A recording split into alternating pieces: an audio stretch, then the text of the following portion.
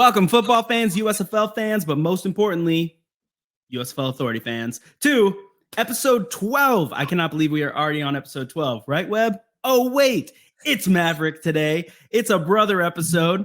Episode 12, we're coming at you. Webb is feeling a little bit under the weather. To be able to do his job, to do this, and be a dad of two beautiful children is wildly impressive. So we don't hold it against him. And Maverick said, I got it. Tag me in, coach. And here he is. Mav, how you feeling? I'm feeling good. I'm happy to be here. I'm excited to pick up the mantle and take on an episode for Webb. Anything I can do to help. So, oh, heck yeah. And yeah, I know you feel good because your Panthers are 2-0 and right. You've been dancing away.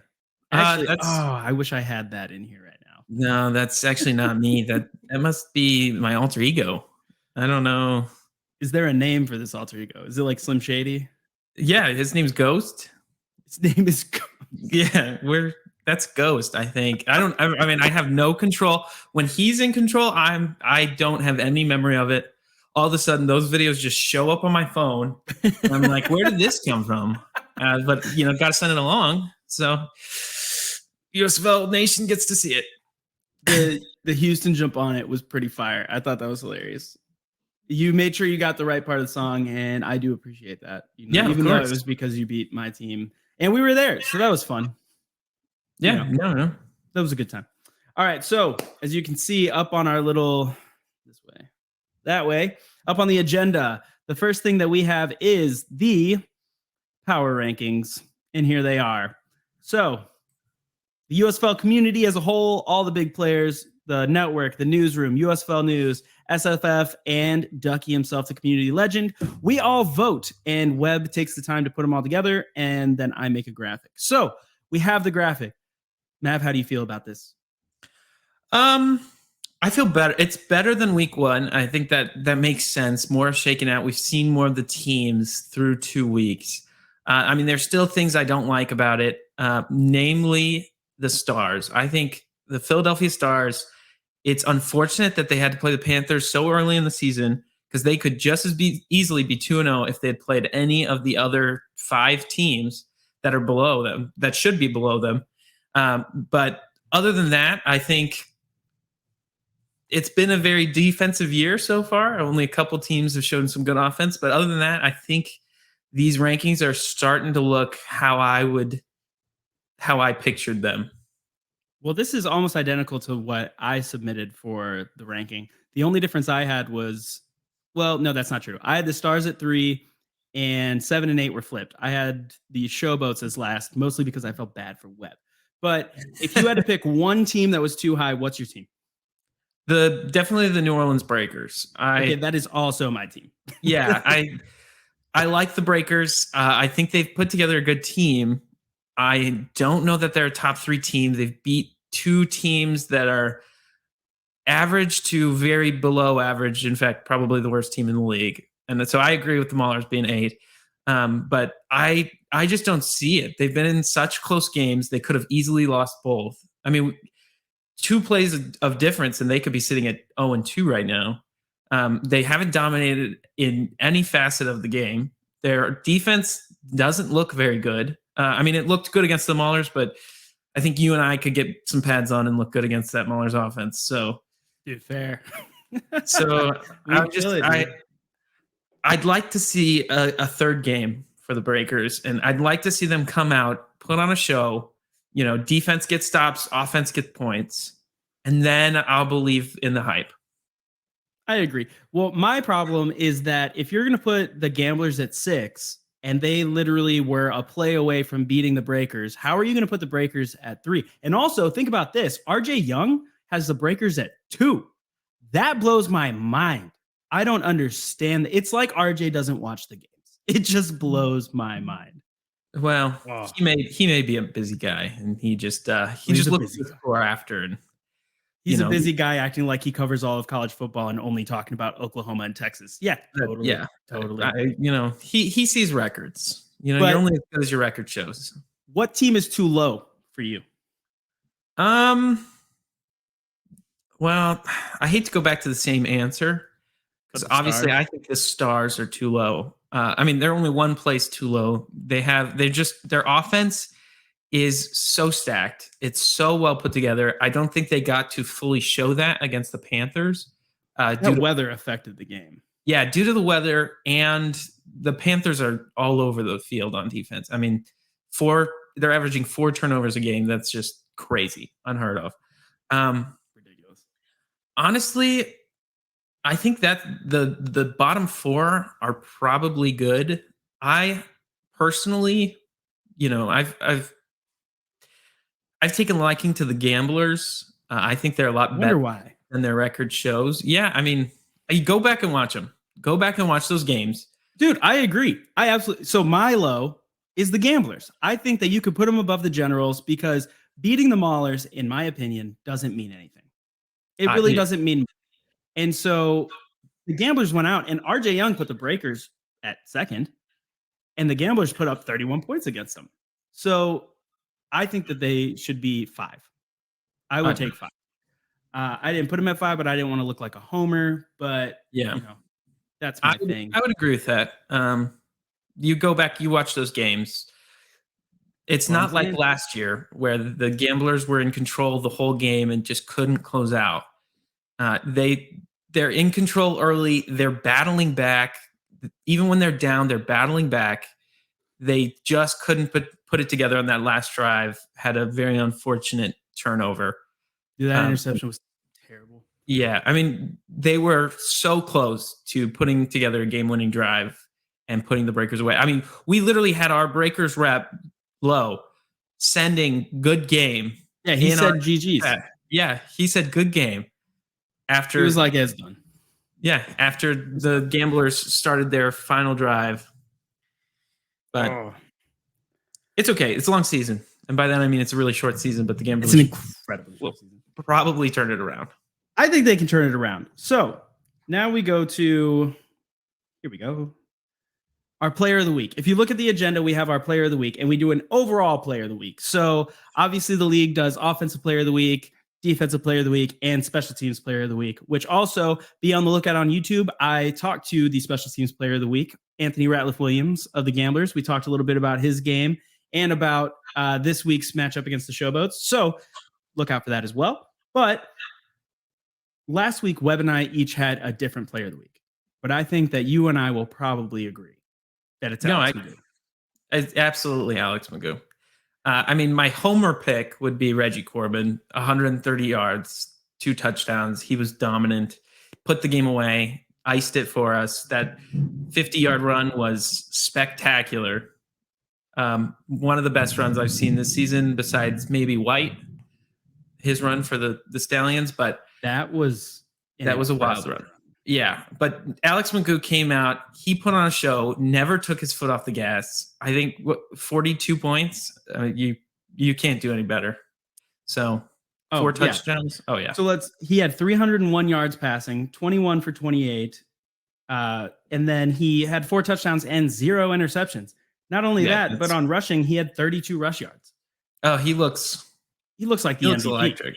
Week 1, he looked unbelievable running the ball. Week 2, I mean, he still looks good, but week 1 was a little bit better of a show. True. But the fact that week 1, he looked great at running the ball. Week 2, he looks unstoppable at passing the ball. Him and Jay Sternberger, it's stupid.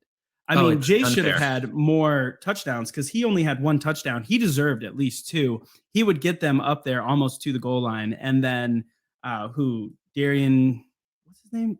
Davis, Mitchell, they were getting them because Jay Sternberger got them there because he had 127 yards of his own. He had almost half of Alex Magoo's passing yards. The dude was just open.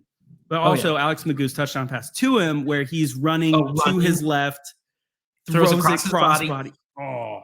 And he's like falling catching it as another defender runs across his face, just barely fits it in, threads the needle. It was crazy. And then he deserved a little Antonio Brown. That was crazy. So it just blows you away. And I think that this kind of leads us into our next segment, which is, are the boats sank? I don't know. Because you look at it and you say, going in, a lot of people had the boats winning. because Jamar Smith had surgery. He's out for the season. He maybe come back for the playoffs if they make it, when they make it. Bo Scarborough has surgery on his knee. Scooby Wright, undetermined when he's going to come back, but he's out. Bobby Holly tears his shoulder ligament. He's out for the season. They lost Marlon Williams. That one broke my heart. Yeah. What was it? His Achilles? Torn Achilles. Mm-hmm. Dude, so he's out for season. They lose all their big names. And then they come back in and have this dominant of a game against the Showboats, who a lot of people had, up there as going into the playoffs with the Stallions. Yeah. What do you think? Boat sank or boat still afloat? Or boat tipping a little bit? I think the Stallions, they showed what they're made of, that they've got more playmakers than people give them credit for. I think week 2 for the Showboats was just a case of when it rains, it pours. And, they were having a little bit of an off day. And once they got in that rut, they couldn't get out. Stallions kept piling it on, which is credit to them. So once you can't get anything going, the other team's got all the momentum, never gives it back. It just kept getting worse and worse. And I think I chalk it up to just being a bad week. It was just a really, really no good, terrible week. Oh my gosh. little Easter egg for you there. Yeah, I see it. But I think, there's a lot of lessons to be learned in that game. A lot of good film to go back and watch and learn from. Probably all of it, considering I can't think of a highlight that would be in that. Maybe the safety. The safety. That's the one highlight from that game. So there's a lot to be learned, a lot to take in from that loss. And I think that they're going to come out next week. And I think it's going to be a better game than people are expecting now. Okay. Well, here I have 2 points that I want to make to you and see what you think on them, because Webb, he always just wants to debate, right? Even if I say something that he thinks, he's probably going to say the opposite just because he wants to fight me. Because, that's just how we are. He's a little contrarian. He's a little contrarian, which I enjoy because in my everyday life, I am contrarian. But I digress.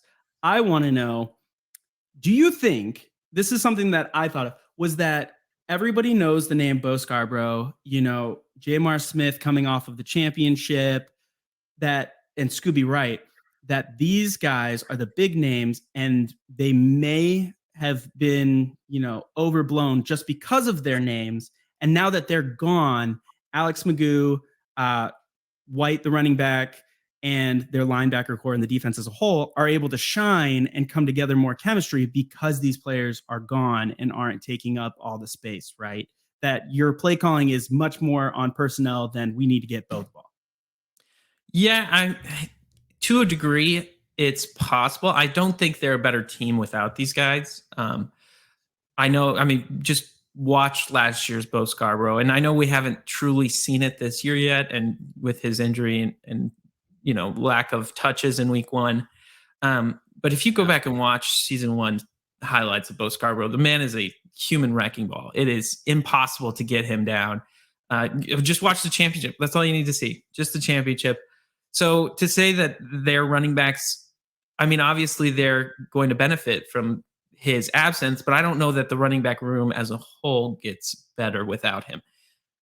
With that being said, I do think that Magoo being able to get into a rhythm, be able to play an entire game. I know Jamar, we love his running game. He can throw the deep ball, but I think Magoo can do it just as well. And he can still run. You still have the versatile mobile quarterback in Magoo. So I think it is unlocking something that maybe was lacking before. And then their defense, they just have a good defense. Whoever they put out there, it's a good defense. So I agree with that. I think Scooby might be a little overrated. I know that's probably a touchy subject, but he does know where the ball is. He gets there. He gets to the ball. He's very good at being in the right spot, but I do think he is a little overrated. I absolutely think that Scooby is overrated. I don't think he's that mobile and he doesn't cover that well, but I digress again. The thing that impressed me the most is that Magoo, they would Skip would put one quarterback in if the other one was kind of struggling. But the way that Magoo kept his poise throughout the entire game, I know it's not that hard when you're winning by that much, but he came into a game that they hadn't won fully when Jamar went down in week 1, and he was dominant. In week 2, he comes in, he's moving in the pocket so well. I mean, the best that we've seen any quarterback move in the pocket other than maybe Case Cookus. He could move. It was like he knew where the players were. We see James Morgan getting just crushed from behind. He has no pocket awareness in there, but Magoo looked that good. And then the fact that, what was my big point? Right. So this is the second point that I wanted to make to you was that last year we saw the Bandits get absolutely blown out by the Breakers. You and I watched that game together. I remember I was putting together furniture in my living room while we watched that game. Jay Adams had the ridiculous catch, and they absolutely got blown out by the Breakers. Do you think this is kind of a pattern with Todd Haley that once they get down, he just kind of gives up? Does it feel like his team just can't come together to overcome that and that they will just give up? Because that's a point I made in my show this week. But one of the 3 keys to blowing out the boats was that you got to get up on them early and they'll fold. Yeah, I think there's a very real possibility that he does not have a good way of communicating or rallying the troops, because there's a certain type of energy you've got to bring to that locker room at halftime or to that sideline when you're down, especially down big, to try and get the players' heads back in the game, try and get some momentum back on your side. And I don't think I've ever seen it out of him. Not that, we get to see him every moment, but, everyone's mic'd up. Coaches, at this point, I think we would have seen it if it was going to happen. Yeah. Yeah, I agree. It seems like at this point, maybe he's checked out a little bit, and, he likes to quote Bill Parcells all the time. And our dad was telling us the other day, he was quoting Bill Parcells. You are as good as your record says. And I think at the end of the season, we are going to see how good Todd Haley is, that he might have another disappointing season like last year. And then where does that leave him? We don't know. But let's answer the overall question. Are the boats sank? Yes or no? No, I mean, it's still early in the season, and I think they have the playmakers to turn it around. They've got a pretty good, they gave Philadelphia Stars a run, and I think the Philadelphia Stars are a top 3 team in the league. So I don't think that it's enough to call it quits on this team yet. I'd like to see what happens to them week 3. I'll agree with that. If they beat the Gamblers, which I don't think they will, and I hope they don't, but if they beat the Gamblers, I think that they're okay. I think every year Todd Haley he takes a mulligan where he's just going to get it all out. When it rains, it pours. And he's like, we're going to let it rain. We're going to let it flood a little bit. And then we'll, use a push broom, get the water out, and then we'll pick back up. I think he's kind of doing that. So I wouldn't say that they're sank either. I think that you got to wait. And if week 3, say they come and get blown out by the Gamblers, then they sank. There's too many holes in that boat to fill. Yeah. And I think they're done. 3 in the hole is hard to come back from in a 10-game season. Yeah. And the fact that, you look at the 3-letter league, they had a 7-3 team not even make the playoffs. Right. That's bananas. That's crazy. But the fact that Todd Haley said this week that they're still trying to figure out who their QB1 is, that's concerning. That is concerning. But whatever. All right. Let's move on. Week 2 predictions. So Webb and I are keeping track of our week 2 predictions. And now you're here. So I'm going to show you Webb's predictions at the end, and we'll see if they match up with yours. How about that? All right. Sounds good. All right, cool. So the first game we have this weekend is the Breakers at the Stallions. Now, this is the only battle of the undefeateds, 2-0 teams, the Breakers and the Stallions. I think maybe RJ Young put the Breakers at number 2 just to hype up this game a little more because they're playing the next week, right? So he can put them at 2, and if they get blown out, he doesn't look that bad putting them at 2. He has a weak buffer because they're playing number 1. Mm-hmm. So who do you have in this game? I think it's a pretty easy decision of that the Stallions are going to win. I'm hoping it's a good game, just to prove to everybody that, the Stallions did kind of just put it on some bad teams that, well, not bad teams, but they are not as good as they've showed against the Stallions. They're better than they showed against the Stallions. So I'd like to see the holes in the Stallions. Breakers exploit some weaknesses. And I'd like to see a close game, but I do give the edge to the Stallions. I think they're going to win this game. I give the edge to the Stallions too. I think that their defense, it's the second best defense. I think the Maulers do have the best defense that they're going to play this year. Maulers have the best defense in the league. They just have the worst offense in the league. So they're not winning games. But the Stallions defense is up there. I think you can still score on the Stallions defense. You can, put up a game, but I think that the Breakers defense will not stack up against the Stallions offense. I think Alex Magoo is going to have a good game. If Kenji Bahar can put it up against you and score 31 points, Alex Magoo definitely can, because he looks more poised, and this is his second year in the same offense. Mm-hmm. So I'm going to absolutely give it to the Stallions. Now, the next time they meet, maybe this is a different story. But right now, I think the Stallions win. Yeah. So we're in agreement. I think the Breakers aren't going to be able to keep up if it's a shootout. So I don't think so either. And honestly, I'd be amazed if McLeod Bethel Thompson lasts the season without missing a game or two to injury. This dude is getting killed. Yeah. Like him and Cookus are getting they're getting beat up. You talked about Morgan earlier, and I was going to say, wait a second. We got two quarterbacks. Oh my gosh. Killed. MBT, he got sacked, 5 or 6 times week 1? And I think he only got sacked once against the Gamblers, but he was getting lit up. He was getting hurried. And there was one where Isaiah Pryor, he put it right under MBT's chin, to the point where I almost thought that they were going to call a penalty because MBT got rocked.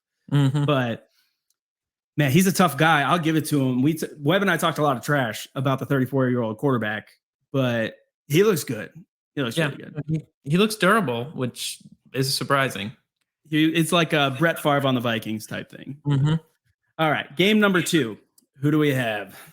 We got the Showboats at the Gamblers. Now, this is the one where the Showboats have to prove that they are not sank, that they are not done for the season, and they haven't rolled over and capsized completely. There's so many boat puns that I can use. But who you got?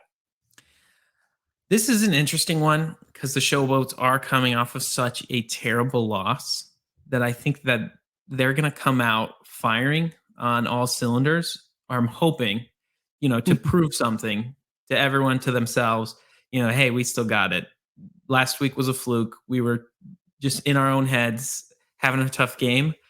But I really like that Gamblers team. I think they've still got somewhat of the defense from year one.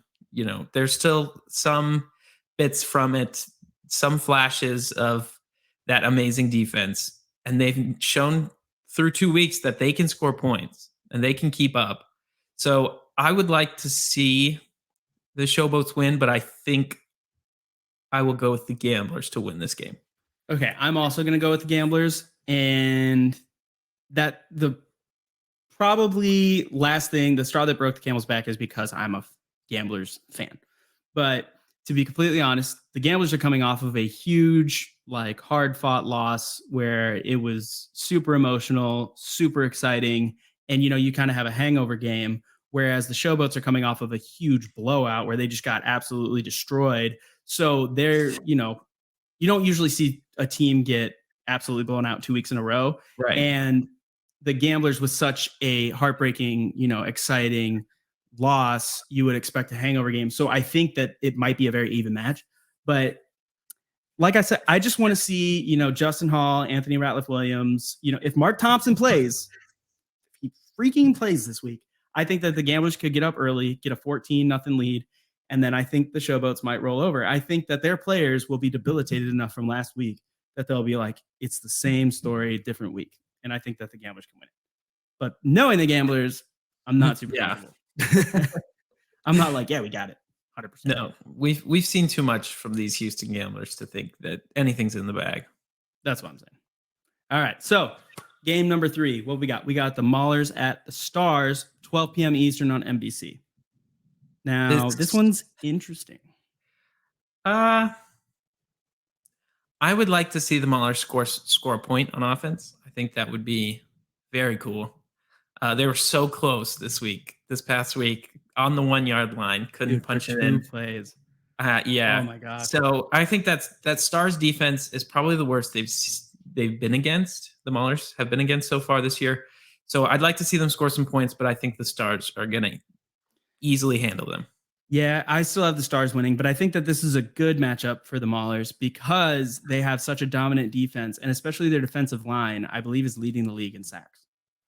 Now, Case Cookus was getting murdered the past 2 weeks, but it's not because they were playing great defensive lines. I mean, Breland Speaks and the Panthers defensive line is good, but it wasn't because of good defensive lines that he's getting sacked. He's getting sacked because the offensive line is bad. They're playing bad. They weren't playing great last year. They're looking worse this year. And, Bart Anderson, the press conference, said that they were a man down, and then mid-game they had another offensive lineman get hurt. So they literally were down to only 5 guys. No, they couldn't rotate anybody. And I'm like, okay, cool. But you still were just – Case got hurt. He's getting banged up. And it's week 2, and he's already getting murdered. Like we saw it last year, right? You have Brian Scott coming in, and he's getting hit so much that he blows his knee out in week 3. So I'm hoping that we don't see the same thing happen to Case and that he stays healthy, but I think he's going to spend a lot of time on the ground this week because that Maulers defense is so good that maybe they could pull it out if they get a defensive touchdown. If Isaiah Henney maybe pulls another punt return for a touchdown, a special teams touchdown, they need something like that to get them going because their offense has proved they can't do it. But this is an interesting one because it's the best defense against the worst defense, in my opinion. So we'll see. Yeah, no, but I got the Stars. So we both got the Stars. So far we've agreed on all 3. Well, I think so different than with Webb. Yeah, no, this game will be a lot closer than I think people will think it's going to be, especially just because of that Maulers defense. I mean, they held last week they held the other team to 6 points through Yes. So they held the Generals to 6 points, and then at the end, at the beginning of the 4th, the defense is going to get exhausted. Right. They're always on the field. But yeah, I mean, even with them being always on the field, they're still only giving up 6 points through over 3 quarters of football. That's crazy. That's wild. So I think, the Stars offense is a little better. So I think they're going to have a tougher time keeping up, but it is certainly an interesting game. Yeah. And, I'm a fan of Hurley High, the Maulers kicker. He was incredibly nice to me, Logan, and Webb when we went up to Canton. And I think he just has a case of the yips right now. I think he's a better kicker than he's been showing. Week 1, during the scrimmage against the Generals, he missed 2 field goals.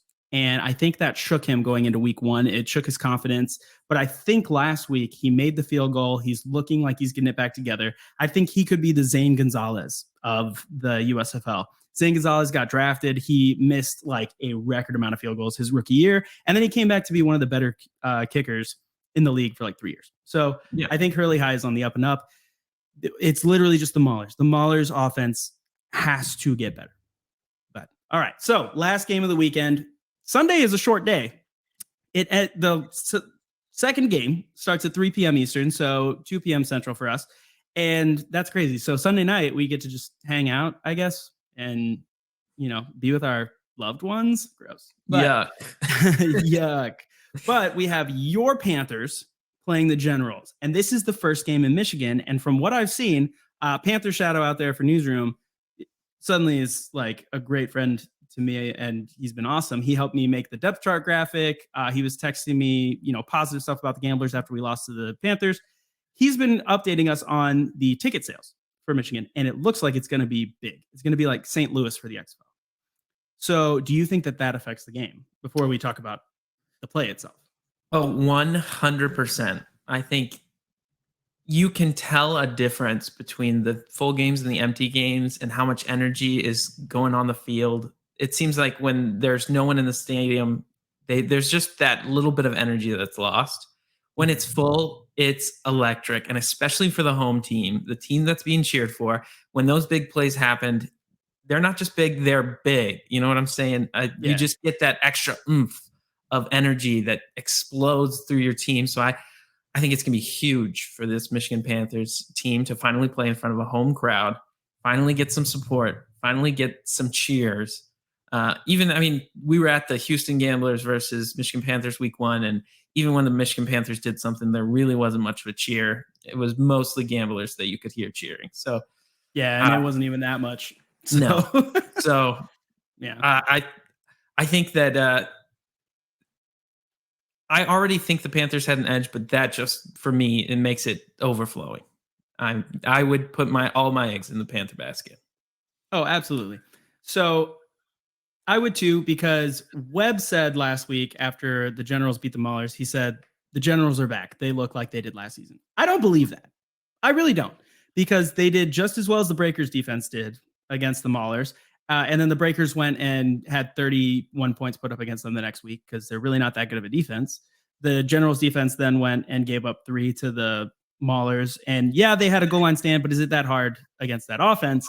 And then they didn't score points until the fourth quarter when they finally wore down that defense. And I think the Panthers defense is comparable to the Maulers. The Panthers defense looks good. I would disagree with you that the Stallions defense is the number 2 defense. I think I would put the Panthers over the Stallions. I think the Stallions they've just had very good fortune thus far. They're a very good defense, but they've just been very fortunate in the points against and the yards against and how the offenses have played against them. The Michigan Panthers have had good offenses play against them, and they're still holding them to fourth downs. They're still getting turnovers. I mean, they're doing all they can to keep our offense on the field, and it has been a crazy turnaround from season 1. I agree. And your defense looked better towards the end of last season, and I think it picked right back up. Even though y'all lost Quan Drake, and now he's over with us. But yeah, no, the Panthers defense, yeah, I think that this week will definitely show which defense is number 2, right? And the Panthers could easily take the number 2 spot behind the Maulers, unless the Maulers look bad, and then they could be the number 1 spot.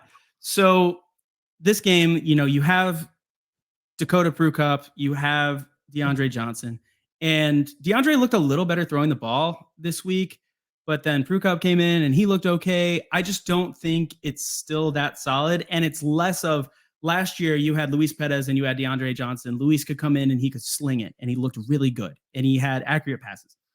Prukop and DeAndre Johnson, neither are amazing at throwing the ball, and one's great at running and one's pretty good. So I just don't think the dual quarterback system works as well. I think they should just go with Prukop because he's a better passer and he can still run. I mean, the dude was a safety who transitioned to quarterback, which is wild. But I just don't think that the Generals are there. And they haven't had Trey Williams all season because he's hurt, apparently. I just don't think they're there. The fact that their offense did not get going against the Maulers until the Maulers were absolutely gassed in the fourth quarter, I don't think they're back. I don't think they're the same as they were last year. I love Webb, but I think he's wrong. I think that was a wrong take. It was bad. I think the Gamblers' offense looks better than the Generals' offense. Straight up. No, I agree. I think that they're missing something in Luis Perez and Kavonte Turpin. There was 100%. Just that extra boost of speed that just was turning and burning and killing defenses. 3rd and longs didn't matter. And now all of a sudden they can't move the ball nearly as effectively. And their offense just does not look as good. I agree. They have the guy this year that they brought in to replace Turpin. He had a good opening kickoff return, and then he's silent afterwards. He's not the difference maker that Turpin was. I just think this team is missing the key parts that took them as far as they did, that won them 9 regular season games. So I don't know. Yeah, Panthers. So we both pick Panthers. So me and you, we go 4-4 together. We pick the same teams. So now let's look at it. Where is it? Boom. All right. So here are me and Webb's picks. Now you and I have the identical picks, and then Webb has 3 absolutely different picks. What do you think of Webb's picks? If you look at it, the top 3 rated teams, he didn't pick a single one, in my opinion. I obviously put the Breakers, but they're against the number 1 team. So he's certainly rooting for underdogs this week. I will say that. Good he's like, I'm a Maulers fan. I'm all in on the underdogs, and he went for it. Man, he went for it. I don't get it, because right now our records for choosing games are a 1-game difference, right? I'm 4-4, he's 5-3, and that's just because I thought that on the Gamblers. Yeah, I had to bet on the Gamblers, right? And last week he didn't pick the Maulers, so if he had picked his team, we'd be even. Right. This week he picked his team, and then he just decided to follow the trend. So kind of wild to me. Let me take this off right now. Kind of wild to me, but I respect it. You and I, we're Vikings fans, man. We love the underdog. Like the fact that you are rooting for the Panthers and they're 2-0 and people are saying that they're, up there with the Stallions, that feels uncomfortable to me. Like I wouldn't even know what to do with myself if I was rooting for a team that good. I literally had an alter ego manifest himself in my body because I was so uncomfortable with winning. You're like, I don't know what to do. It can't possibly be me that's winning games. It's got to be somebody else. So, no, I'm very excited about these Panthers. Oh, I love it. Finally, a winning team.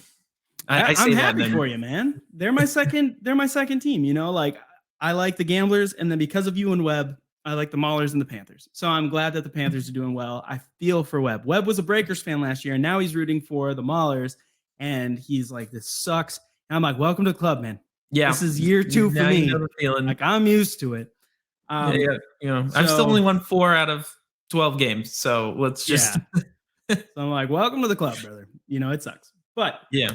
All right, so we have picked our teams. I'll see if I can add you to the graphic this week, since it wouldn't be too hard as we picked the exact same teams.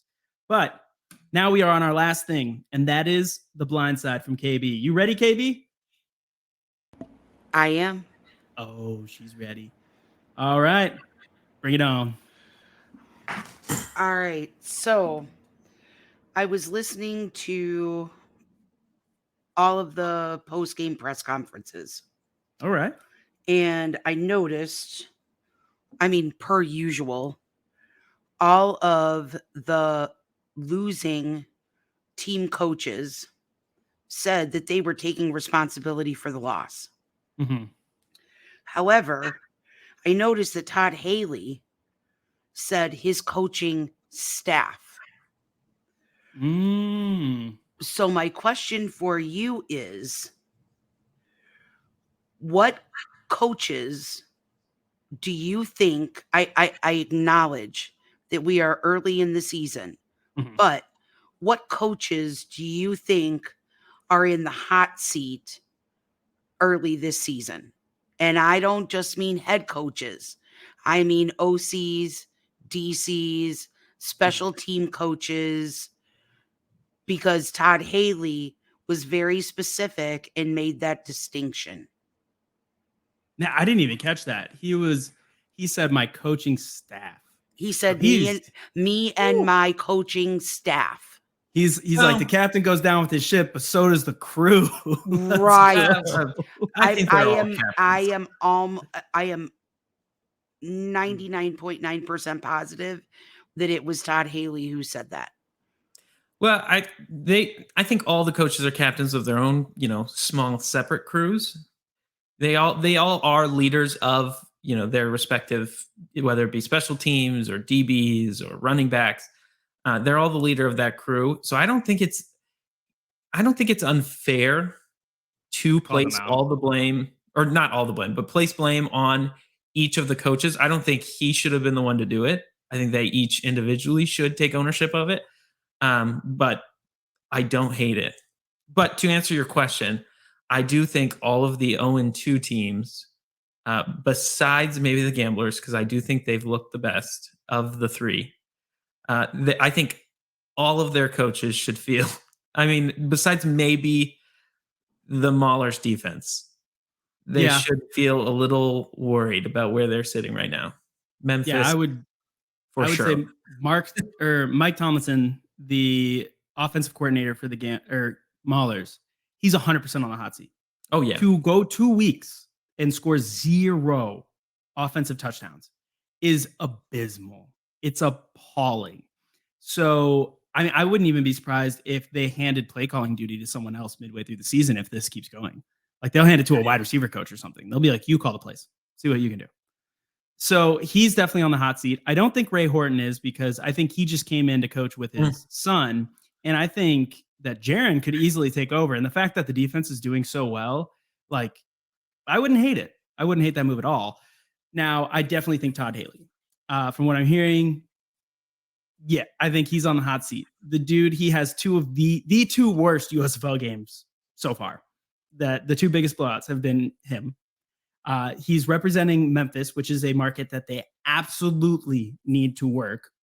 And he's doing this. He's calling out his coaches in a press conference. He's like almost fighting Skip Holtz after the game. That was crazy. Like he was like, "We'll remember that." Well, yeah, I'm sure you will. It's hard to forget getting beat 42-2. Like you only had a safety. You probably should remember that. Mm-hmm. Yeah, you should remember that, Todd. Yeah. Like who was pitching for the Showboats that you only scored 2 points? Oh my gosh. So I think Todd Haley's 100% on the hot seat. I don't even think his coaching staff should feel like that bad, but he should. I mean, I don't like him calling them out. I think as a head coach, that is your duty to kind of take it, right? Mm-hmm. You protect those behind you. And I think that's kind of trash. I like the guy. I think he's a cool guy, but like, I don't like that move. And I don't think he handled the game well. Otherwise, whoa, there's a big echo there. But otherwise, I think it's the USFL. There's a lot of young coaches. And the young coaches, they get a lot of leeway. They get a lot of, they're on a longer leash than say the Todd Haleys, than the Mike Tomlinson, who's an older coach. He's not a young coach coming in like Eric Marty for the Panthers. Last year, the Panthers offense sucked. But he's like one of the youngest coaches in the league. So they're like, yeah, come back for season 2. And now it's showing that it works. He just needed a competent quarterback under center instead of Shea Patterson and Paxton Lynch, who has been he's been benched in every single spring league that's existed. Yeah, he's the first one. That's crazy. And the NFL, that's crazy. So, Eric Marty, they're on longer leashes. So I think that, but some of the older coaches who are not showing, I think they are on a very short leash. And like, the DC for the Gamblers, if the Gamblers defense can't kind of put it together, I absolutely love Chris Wilson. This man won a Super Bowl as the defensive line coach for the Eagles. But this is his third stint as a defensive coordinator. And Mississippi State, it was good. But then he went to Colorado Boulder, and it was really bad. And then he came to the Gamblers, and it doesn't look very good. So, like, maybe, he's a D-line coach, and there's nothing wrong with that. But I think that that's a little bit of a hot seat that the Gamblers defense has to figure it out. Then let's just remember that it's still early in the season. It's week 2. We're going into week 3. Yeah. So, I mean, no coaches should feel like they're on the hot seat just yet. If it's come week 5 and you still haven't won a game and you still haven't scored a point on offense, then it's probably time for a change. So it's scored a point on offense. You shouldn't get to week 5 without. Oh, you shouldn't get to on week offense. 3. Oh. My favorite part of the weekend though was that KB last week, her blindside was, if your teams both lose, what do they have to show you for you to not give up on the season? And Webb literally said, I just want an offensive touchdown. And KB called him out, and she was like, that's such a low bar. Like, that's ridiculous. And then she personally and publicly apologized to him in our Discord. And she was like, I understand why that was your answer, because they still did not score an offensive touchdown. I was like, that's brutal. I didn't even know it was possible. I don't think Matt, have you ever seen a team go 2 weeks without scoring an offensive touchdown? Because I don't think I have. No, not that I can think of. I mean, I can at least push one in on the goal line, right? Yeah, you should be able to.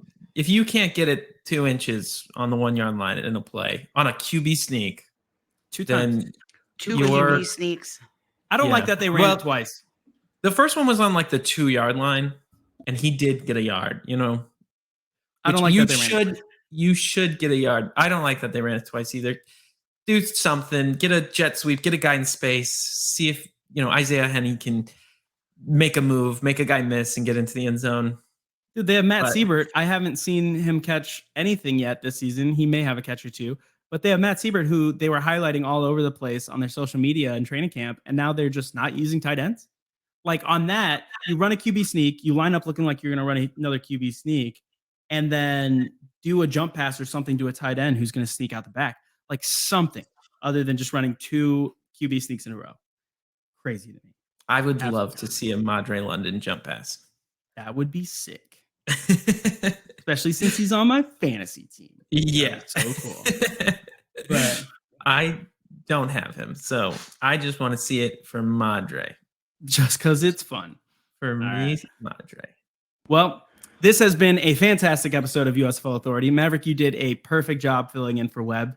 Thanks for I think pitch he's hitting, Mav. yeah, Of course. he's gonna come and he's gonna watch it and he's gonna be like, man, maybe we should add him to the show, And people like when you switch it up a little bit. When we had, he is not going to want me coming and teaming up on him because we have very similar thought processes. Yes, this was a very non-opinionated show. We were just like, yeah, I agree.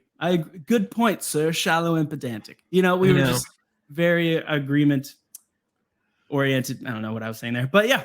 But, when we had Lowe on the show, when we were live in Canton, everybody loved that. So I assume that they're going to love that you came on and pitch hit for Webb. So it was a great episode 12. All right. But we have we are out. We have a tradition we do every time. You ready? Throw it up like this. Throw it up like this. And start leaning back. Send us out, KB.